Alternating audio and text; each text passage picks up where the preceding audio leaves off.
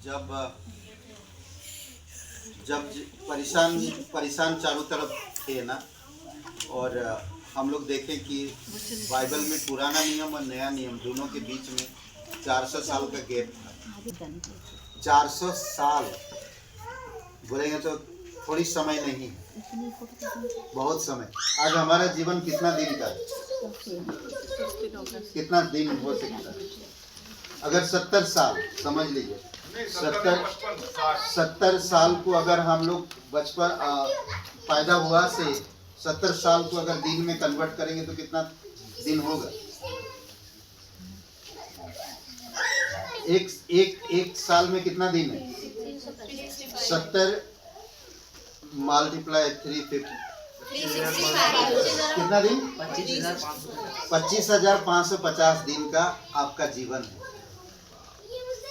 कितना है? सिर्फ 25,550 दिन। सोचिए। और परमेश्वर अनंत का परमेश्वर, परमेश्वर आपको मुझे बनाया, वो हम लोगों से प्यार करता, वो चाहता है कि हम उसके समान जिए। पुराने नियम में आदम के बाद जो मृत्यु आई, आदम 930 साल जिए। कितना साल? 930 साल मल्टीप्लाई करो 365, 930 335 इंटू करो, कितना होता है?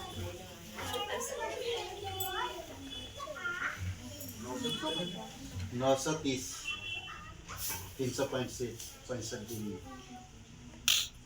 3,39,450। उस समय के लोग 3,39,450 दिन जीते थे। और आज हमारा दिन कितना? 25,000, 25,500। 25,500 दिन गिनिए आपका दिन। बाइबल में एक वचन कहता है कि हमारा, वो दाऊद राजा प्रार्थना करता परमेश्वर से, कहता कि परमेश्वर मेरे दिन गिनने की बुद्धि दे मुझे। समझ ले, समझ रहे? तो आदम ने परमेश्वर का आज्ञा ना मानकर मृत्यु लेकर आया। परमेश्वर ने इंसान को क्या कहा था? उत्पत्ति का पहला अध्याय वचन 26 में कहता है, 26-27 में, परमेश्वर ने अपनी स्वरूप अपनी समानता में हमें बनाया। अपनी स्वरूप अपनी समानता में। स्वरूप का मतलब जानते हैं? कई बार बोलते हूबहू परमेश्वर की जैसा, शरीर में नहीं, शरीर में आप जैसे दिखते ऐसा नहीं, आप जैसे बनोगे वैसे दिखते। जैसे मतलब आत्मा में, मन से, समझ से। जब आदम और हवा को पाप के बारे में जानकारी नहीं थी, आज्ञा उल्लंघन नहीं किए थे, तो वो परमेश्वर से फेस टू फेस बातें करते थे। परमेश्वर कभी बुराई को बनाया नहीं, ईश्वर ने कभी भी बुराई को बनाया नहीं। बुराई इंसान से आया है, वो ले लिया। इंसान को भी बुरा नहीं बनाया था परमेश्वर, कोई बुरा नहीं है। पर कई बार हम परमेश्वर को ना समझने के कारण बुराई में फंस जाते हैं। परमेश्वर ने क्या कहा? यीशु मसीह ने, बीज बोने वाला बीज लेकर निकला और बीज बोया। कुछ बीज किनारे पे गिरा, कुछ बीज पथरीली जगह पर गिरा, कुछ बीज झाड़ियों के बीच में गिरा, और कुछ बीज कहां पर? अच्छी जमीन पर गिरा। ये जो गिरने का बीज परमेश्वर का वचन, परमेश्वर का वचन। क्या है, काम कर रहे हैं तो कहाँ था? बीज बोने वाला। बीज बोने, ओके। ये जो बीज गिरा, ये हृदय के बारे में बात कर। कठोर हृदय, किनारे पे कुछ लोग दिल को कठोर करते, परमेश्वर की वचन को ग्रहण नहीं करते। कुछ लोग परमेश्वर की वचन को किनारे रखते, जैसे अभी और मुकेश जी और आशा जी, किनारा मत करो। खाना पीना वो बाद में देखेंगे, पहले परमेश्वर को आगे करो। इम्पोर्टेंट है, कभी भी कहीं भी परमेश्वर को ऊपर रखो, वो महत्वपूर्ण है। परमेश्वर और कोई चीज नहीं चाहिए, वो बाद में सब हो जाता है। सबसे पहले परमेश्वर को रखना। क्या वो बीज कहाँ गिरा? किनारे पर। कई सारे हृदय है ऐसे जो परमेश्वर की वचनों को किनारे रखते हैं, बाकी सब चीजों को आगे रखते हैं। और किनारे पे जब रहता वो क्या होता? किनारे पे गाय, पक्षी, इंसान, जानवर सब जाते हैं। तो क्या होगा? पक्षी चुन चुन करके खा लेगा। वो पक्षी जो शैतान आता है और आपके किनारे के बीज को निकाल ले जाए, जो परमेश्वर का बीज बोया गया। और कुछ झाड़ियों में गिरा, जो बीज झाड़ियों में गिरा वो क्या हुआ? सुने तो है, आनंद के साथ आए, बहुत बढ़िया। संसार की लालसाएं, अभिलाषाएं, ये सारी चीजें वो परमेश्वर के बीज उनके अंदर बढ़ने नहीं दिए। समझ रहे हैं? ये बीज बढ़ने नहीं दिए तो क्या हुआ? वो बढ़ नहीं पाए, दब गए। आज कई सारे घर में, परिवार में, सब चीजें हम एक दिन 1 घंटा समय नहीं निकाल पा रहे। आजकल दिन प्रतिदिन लोग इतना व्यस्त हो रहे हैं, लोगों के पास टाइम नहीं रहे। समझ रहे हैं? समझ लीजिए, आज अगर आप 20 साल जी चुके हैं,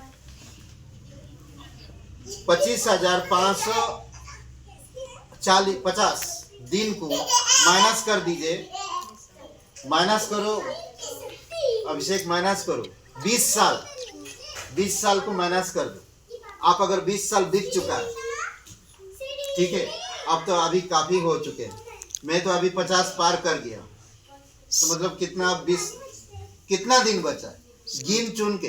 क्यों मैं लड़ाई करूं, ईर्षा करूं, झगड़ा करूं, परेशान रहूं, चिंताओं में रहूं? ये मेरा दिन है।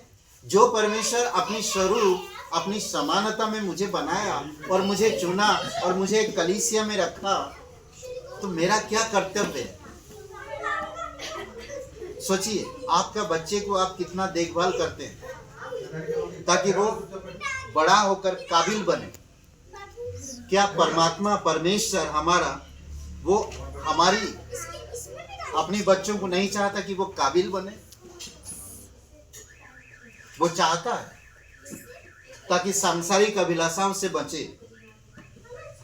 क्रोध से बचे, पापों से बचे, बुराइयों से बचे, नरक से बचे, शैतान की जाल, शैतान की चाल, शैतान की तीर, इन सब चीजों से बचे। वो चाहता है, वो चाहता है, वो जीवित परमेश्वर, वो चाहता है। यीशु मसीह ने कहा है कि हमें उसकी स्वभाव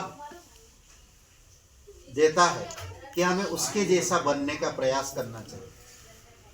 यीशु मसीह इस धरती पर आया, देखिए सारे संसार को बनाया, सारे संसार बनाया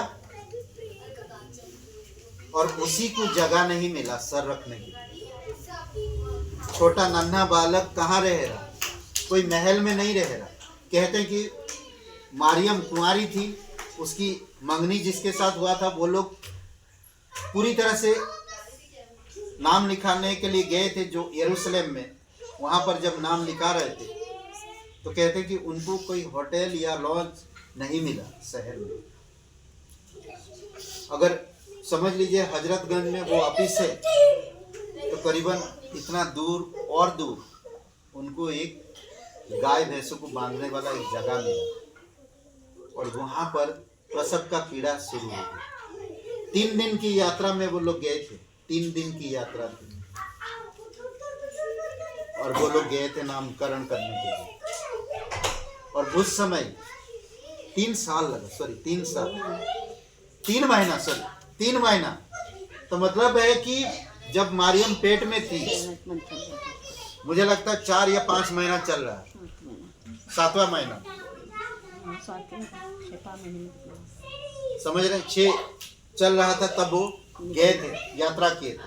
उनको 3 महीना लग गया वहां तक पहुंचते पहुंचते, सच्ची। और प्रसव का पीड़ा जब शुरू हुआ तो कहते हैं कि वही कहीं जगह नहीं मिला। वो लोग जगह ढूंढा, पैसा देने के लिए भी तैयार रेडी थे, मगर कहीं नहीं मिला।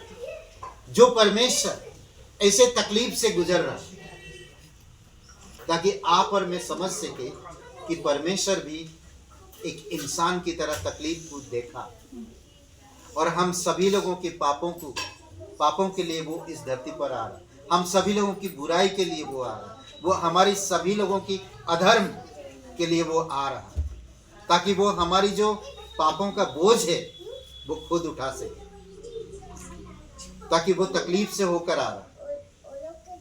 फिर हम देखते हैं कि जैसे जैसे बड़ा हुआ वैसे वैसे उन्होंने अद्भुत काम भी किया, परमेश्वर होने का गवाही दिया, पर कोई यकीन नहीं किया। वो कहता है वचन कि मैं अपनों के पास आया, पर मेरे अपनों ने मुझे इनकार कर दिया, अपनाया नहीं। सोचिए, कोई आपका अपना, कोई आप किसी को बहुत प्यार दिए, सब कुछ आप उनके लिए करें, और वो इंसान एक दिन आपको इनकार कर दे, तो कैसा लगेगा? परमेश्वर सारे सृष्टि को बनाया, हम इंसानों को बनाया और इंसान के पास आया, और परमेश्वर अपनी कार्य के द्वारा बता रहा कि मैं परमेश्वर हूं, मैं ईश्वर हूं, मैं मुर्दों को जिलाता हूं क्योंकि मेरे पास जीवन है, मैं अपनी भेड़ों के लिए प्राण देता हूं, मुर्दों को बचाता हूं। हम हर एक इंसान पाप के कारण मरे हुए थे। क्या कहता रोमियो का 6:23 में? हर एक मनुष्य परमेश्वर की क्या बोलते हैं? महिमा से दूर है। सॉरी, 3:23 में क्या कहता? हर एक मनुष्य पापी है और परमेश्वर की महिमा से दूर है, वंचित है। यानी कि मनुष्य के अंदर कोई महिमा है नहीं। आज मनुष्य इस धरती पे सिर्फ अपना नाम करना चाहता है, कब्र के बाद खत्म उसका नाम। बड़े बड़े अक्षरों में लिखा जाता है कि अमुक दिन में पैदा हुआ, अमुक दिन में चला गया। समझ रहे? पर परमेश्वर आपसे प्यार करता है। परमेश्वर नहीं चाहता कि आपका लिखा रहे, वो चाहता कि जीवन की पुस्तक में आपका नाम लिखा रहे। जब हम यीशु मसीह पर विश्वास करते हैं, वो हमें माफ करता है। जब वो धरती पर था, हमारी अधर्म के लिए उन्होंने बहुत कुछ किया ताकि हम अधर्म से बचे, पाप से बचे, बुराई से बचे, गलत संगतियों से बचे। उन्होंने वेश्याओं को माफ किया। जो लोग आंखों से गलत काम करते हुए देखा और उसको मार डालने चाहते थे, ऐसे लोगों को प्रभु ने बचाया, छुड़ा है, उन पर तरस खाया, उन्हें क्षमा किया और उनको अद्भुत जीवन दिया।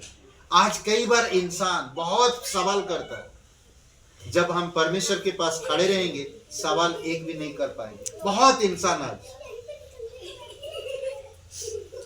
एक व्यक्ति है जो उसकी मां मरने पर था,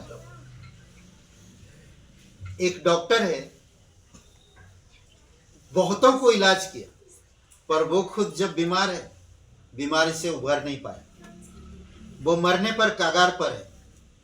कई सारे लोग उसके लिए प्रार्थना कर, मुझे नहीं मालूम, कई सारे लोग मतलब विश्वासी उसके लिए प्रार्थना की, पर फिर भी वो दर्द में और तकलीफ में और पीड़ा में था, वो चल नहीं सकता, बेड पे ही। मुझे किसी ने बताया, फिर मैंने वहां पर गया, वो तड़प रहा। किसी भाई ने भी उसको साल्वेशन नहीं दिया, वो साल्वेशन के लिए रुका हुआ। साल्वेशन का मतलब समझ रहे हैं? उद्धार के लिए, मुक्ति के लिए रुका हुआ। वो तकलीफ में था। परमेश्वर चाहे यूं बचा सकता था, पर परमेश्वर किसी ना किसी के द्वारा उसको बचाना चाहता था। ताकि वो यीशु को ग्रहण करे दिल से और मन से, मरने से पहले। और मैं उसकी खट में जब था, पलंग पे बिस्तर इतनी बदबूदार थी, पूछिए मत। उनकी वाइफ रो रही, उनके बच्चे बोलते कम से इतने दर्द देखा नहीं जाता। हम यही दुआ कर रहे हैं पास्टर जी कि प्रभु के पास चला जाए। सिर्फ मैंने एक ही सर के पास बैठा और बैठ के सर पे हाथ रखा, कहिए यीशु मुझे माफ कर दीजिए। मैंने कुछ नहीं, उनकी ठीक होने की प्रार्थना नहीं की। मैंने सिर्फ इतना कहा कि प्रभु यीशु मुझे माफ कर दीजिए, मैं विश्वास करता तू मेरा मुक्तिदाता है। 2 घंटे बाद प्रभु के पास चले।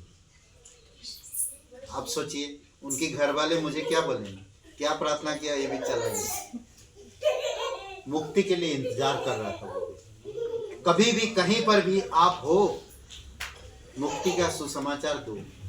प्रभु यीशु मसीह बचाने के लिए आए, मुर्दों को जिलाने के लिए आए, अंधे की आंखें खोलने के लिए आए, बीमारी दुष्ट आत्माग्रस्त लोगों को ठीक करने के लिए आए, दुष्ट आत्मा को दूर भगाने के लिए आए, शैतान की झगड़े में फंसे हुए लोगों को बचाने आए।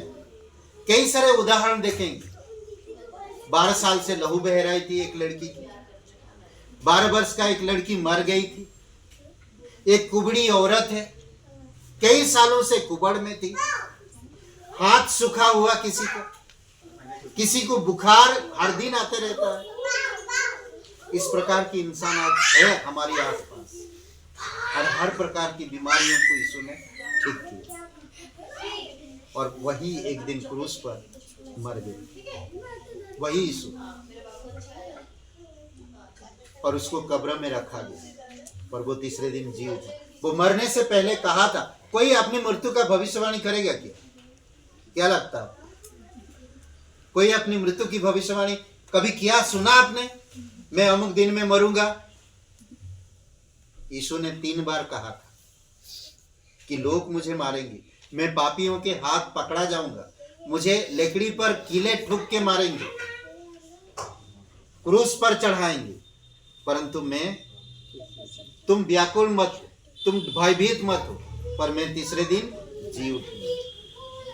और हकीकत तीसरे दिन वो जी उठे। स्वर्ग बनाया, धरती बनाया, हम सबको बनाया, वो स्वयं इंसान बनकर हमारी पापों के भुगतान के लिए प्रभु यीशु खुद इस धरती पर उतर आए, और हमारी पापों की भुगतान के लिए हमारी पापों का बोझ अपने ऊपर लेकर क्रूस पर बलिदान हो गया, कब्र में गया, और तीसरे दिन जी उठा। आज जो भी उसका नाम लेता मुक्ति पाता। आपको कुछ करने की जरूरत नहीं। सोचिए मैं परमेश्वर के लिए क्या कर सकता हूं। कभी कहा उसने मेरे लिए करो? कभी कहा नहीं। जैसा चलते आ रहा हम लोग वैसे कर रहे हैं। हमने कभी उसके विषय में जाना नहीं। अरे मेरी पापा कर रहे थे तो मैं कर रहा, मेरे पापा को पूछा गया तो उसकी पापा कर रहे थे, वो कर रहा। कभी हमने पूछा नहीं वो क्या चीज है, कहां से आया, क्यों कर रहे हैं। आज बहुत सारे सिद्धांत है, बहुत सारे डॉक्ट्रिन है। डॉक्ट्रिन का मतलब सिद्धांत, बहुत अलग अलग सिद्धांत है। आप किस सिद्धांत पे यकीन करोगे? आज हर एक सिद्धांत में लोग फंसाते हैं और बांध के रखते हैं। प्रभु यीशु मसीह आपको कभी बांधेगा नहीं, समझ रहे? वो आपके पापों को माफ करेगा, आपको अनंत जीवन देगा। अगर आप उसके मार्ग में चले या ना चले उससे कोई मतलब नहीं। आज अभी इसी समय यीशु बदल देगा, बदल सकता है। समझ रहे? अद्भुत है। वो हमारे लिए आया, वो हमारे लिए जिया, वो हमारे लिए क्रूस पर बलिदान हुआ, वो हमारे रोगों को अपने ऊपर लिया। रोग क्या था? पाप। पाप को अपने ऊपर लिया और क्रूस पर बलिदान। अद्भुत है ना ये प्रभु यीशु। आइए हम लोग प्रार्थना करते हैं।